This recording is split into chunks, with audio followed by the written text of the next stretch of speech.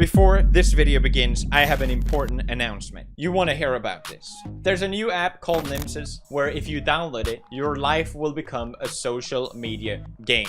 As soon as you register, every single minute of your life will be quantified into NIM, a currency. And this is collected from since you register, not just how much you use your phone or what you spend in the app. So the more NIMs you have, the more powerful and influence you get. Now just imagine for a second if everyone downloaded this app. It's a pretty insane concept. I don't think I heard about any idea anywhere like this, except in sci-fi scenarios. Nimses users could potentially buy real things in the future using their Nims, like your next Tesla or your next represent.com/PewDiePie merch collection. There are social roles within the app, such as user and icon. You get your Nims, you own them, and then you save them, and everyone sees how many Nims you have. So you can be a regular user, or you can actually try and grow your influence and reach the unreachable icon status. Just imagine if everyone was using this. I think it's a pretty insane idea, and I'm really curious to see how it's gonna work out. So sign up, follow me there, invite your friends as well, because then you get more Nims. The idea is to turning human life into a source of financial capital. I'm really curious about this. Enter the code PewDiePie so I get referral Nims. Thank you very much. Check it out and follow me there. I'll be using Nimses from now on. Let's get on with the video. Good evening. I'm Mary Ham, and welcome to Ham News.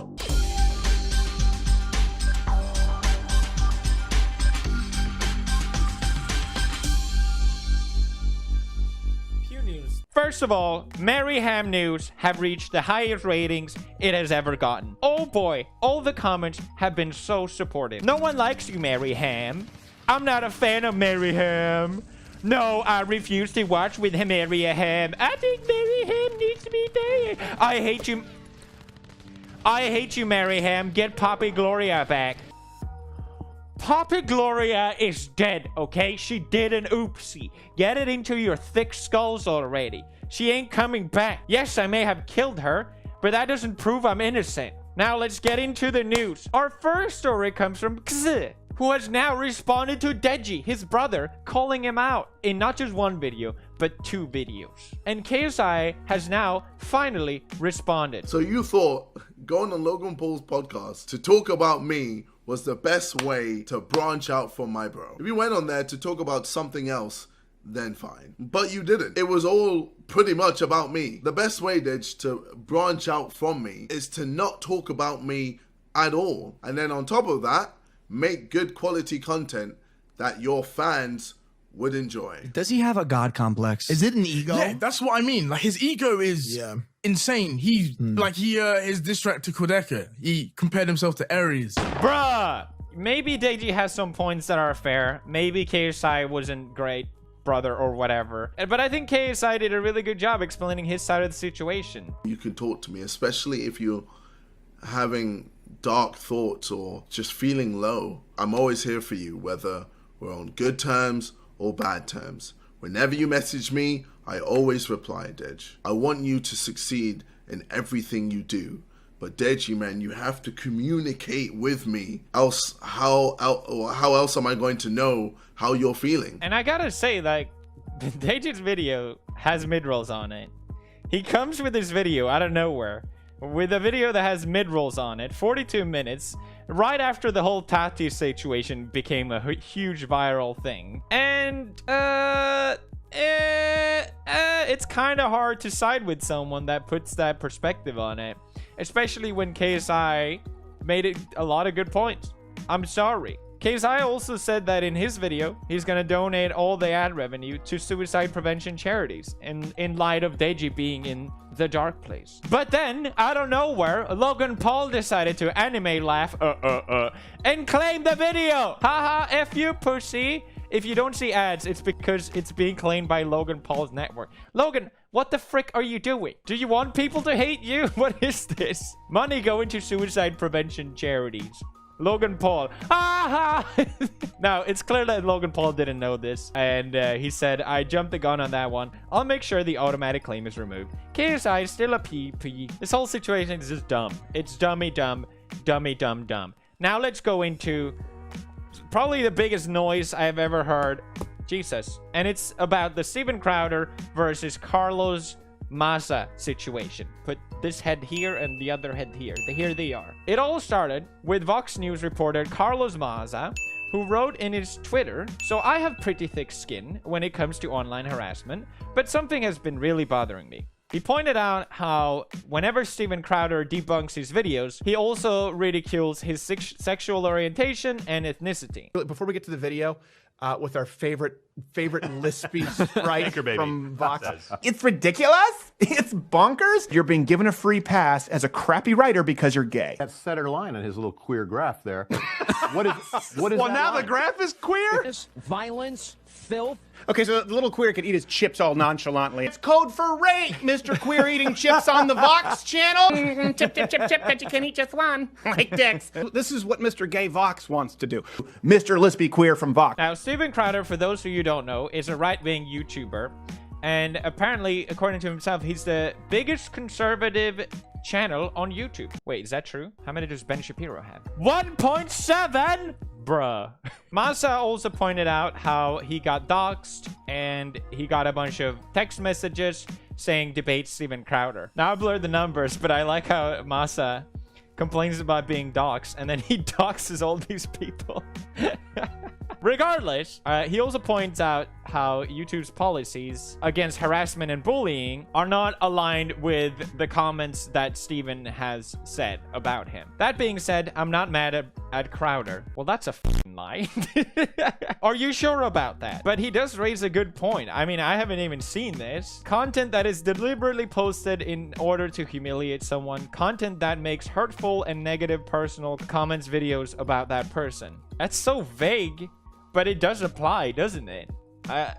He does have a point. Carlos also pointed out how Steven Crowder sells a shirt that says socialism is for figs, although it's one of those edgy jokes that it can be interpreted either way, and he sees it as socialism is for fags. Now, this shirt will be important later. Okay, so let's just remember this shirt for now. I have to say, I think it is good that Masa speaks out.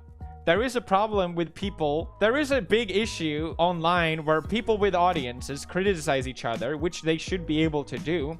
But then the audience joins in and makes the whole place toxic with harassment, doxing, etc. of these individuals. This is obviously not okay. And if anyone ever does it for me, then you can eat the fat lard, okay? I want nothing to do with you. Obviously, most people don't want this.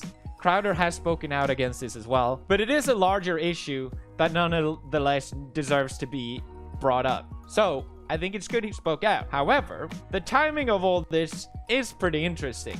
Obviously, this was posted one day before Pride Month. The clips that showed about Steven Crowder making fun of Maza were not new ones. These are older clips, which made it seem like this was a deliberate attack to go after Steven as much as possible. But also, in a way, if I was going after someone that was way bigger than me, yes, technically he works under Vox, which is a billion-dollar company, but he didn't tweet this out through Vox, okay? He tweeted out it on his personal Twitter. So if I was Maza, I would probably want some sort of support to back me up as well. So in a way, I can understand that. It just seems like the whole tone is more coming across as aggressive as opposed to just wanting to out him on his behavior. Maza is not just going after Crowder, he's also going after YouTube directly, saying that YouTube has this sort of flag and banner in support of Pride Month, but in reality, he thinks that YouTube does not give a frick about queer creators, YouTube does not give a frick about marginalized creators, YouTube does not give a frick about diversity or inclusion, YouTube wants clicks, YouTube wants clicks, YouTube wants clicks. Now, this is either willfully ignorant or just ignorant, okay? YouTube doesn't want clicks, okay? YouTube has plenty of clicks. YouTube has a goddamn monopoly of clips. They don't need more clicks. I don't know how you can come to this conclusion. Anyone working in the industry knows this. YouTube wants to avoid at all costs a scandal that will make them lose advertisers, which is obviously what is trying to get stirred up here. At least that's what it seems like to me. And so it did. Washington Post posted, a right-wing YouTuber hurled racist homophobic taunts at a gay reporter. The company did nothing. Vice News saying Google says right-wing YouTube star can continue his racist and homophobic abuse. These are some pretty hefty headlines. YouTube decides that homophobic harassment does not violate its policies. YouTube may allow hate speech if it's part of a larger argument. Yikes. They put yikes in the title. That's a yikes for me. Now, I don't think I've said this, but I don't agree with Steven's comments against Masa. Yes, I'm probably not the right person to criticize what someone says. And yes, worse things are said almost every day on YouTube. Honestly, you could not pay me to wear one of these shirts. YouTube's response to this has been very interesting because it's come in 4 waves. Number 1, first YouTube says, actually, we reviewed all Steven's content and we came to the conclusion, opinions can be deeply offensive, but if they don't violate our policies, they'll remain on our site. So basically, YouTube saying, we looked into it, they don't violate the policies. And it seemed like that was gonna be it. But then YouTube, Omaewa Moshinderude, out of nowhere, and said, update on our continued review. We have suspended this channel's monetization. Basically demonetizing Steven Crowder's entire channel. We came to this decision because of a pattern of egregious actions has harmed the broader community and is against our YouTube partner program policy. This was not enough for Carlos, at least, and he criticized this decision by saying that he is selling merch that says socialism is for fags, and YouTube is basically enabling this. And then YouTube responded to say, in order to reinstate monetization, he will need to remove the links to his t-shirt. And I think Steven has done that already, actually. But then YouTube made another update. Jesus Christ. Sorry for confusion. This channel is demonetized due to continuous blah blah blah. To be reinstated, he will need to address all issues with his channel. All issues will be addressed, apparently. To top all of this back and forth response from YouTube, first saying, oh, we're fine with this, then saying, you know what, it's all demonetized.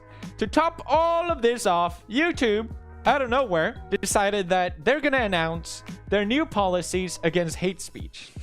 YouTube, on their official blog, said, our ongoing work to tackle hate. The same day. The same goddamn day they did this. This left a lot of people confused, okay? A lot of people seem to think that these two events are coincide.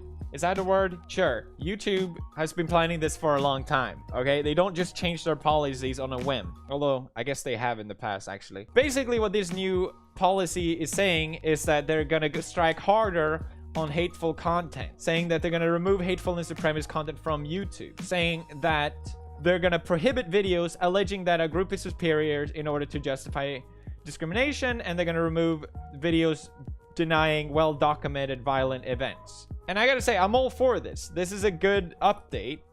I don't really have a problem with this. Previously, YouTube has dealt with this type of content and at putting it in a locked state, where basically you can't engage with the video, no comment, no likes, no nothing. It's still technically on the site, but not really. But now they're striking harder on it and saying, okay, we're just gonna remove it.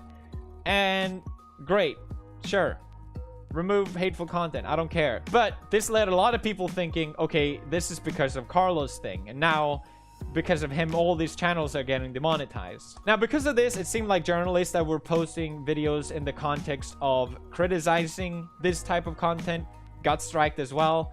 Even this history channel got demonetized completely and banned for hate speech because apparently it had some Nazi propaganda speeches in it. I'm devastated to have this claim leveled against me and frustrated that 15 years of material for history teacher community had ended so abruptly. Jesus Christ. In update to this, they did reinstate his channel, but why the hell does this always happen? Why do all these channels get demonetized? So frequently, these channels unjustly get demonetized when it's someone's livelihood. It's someone that worked on something for 15 years. YouTube has human people initiating the final strike. Do a better job. Please. Delete hateful comment by all means, but then at least make sure you know what hateful content is. Now, whatever your opinion about Maza or Steven, I think what really matters here is the effect, okay? There's definitely even tighter restrictions here on YouTube.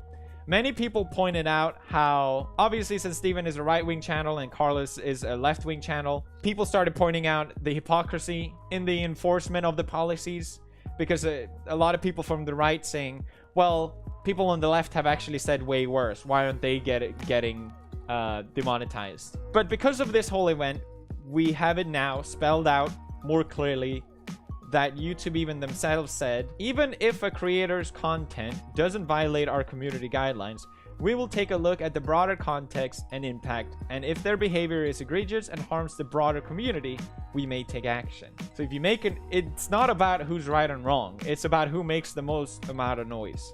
And that's what Carlos managed to do.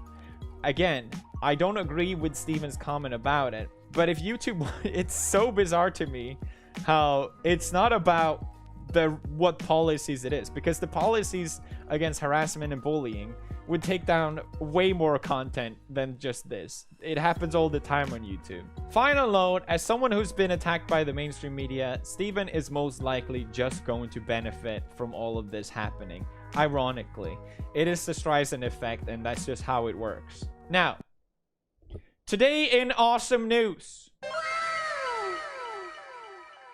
Ela had the baby. Yay! Ethan and Ela delivered the baby. That's why do I say like both of them did it? Congratulations to Ethan and Ela. That's amazing. I'm so happy for you guys. That's just good news. I just wanted to have some good news in here. Great news. Fantastic news. Next news. Instagram influencer with 2.6 million followers struggles to sell 36 t-shirts. This was going viral on Twitter with 115,000 likes. The influencer bubble is bursting. This young lady has well over 2 million followers and couldn't sell 36 shirts. Jesus Christ. It breaks my heart to have to write this post. I poured my heart into this drop. For my photo shoot, I flew out a photographer and makeup artist. Okay, well, it doesn't look that good.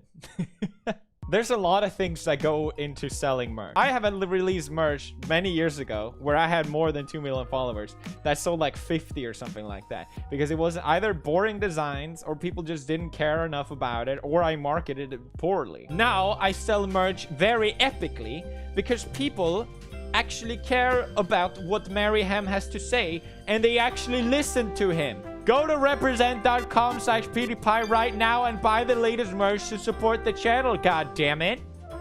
It's not that freaking hard. On the idea that the influencer bubble is bursting, it just sounds so goddamn stupid. I will say though, there seems to be so many Instagram influencers. Don't pay them, okay? Pay me, alright? Dear brands, if you are listening to this video, pay me. We have reached the end of the video. I have an important announcement to make. I am Poppy Gloria all along. What? What? You never played Tuber Simulator? You know it's fun, right? I'm not supposed to give my opinion, but give it a try, and then you can tell me if it's good or not. Not convinced yet? Okay. I'll cut you a deal. The game is available for free, and that's a great price.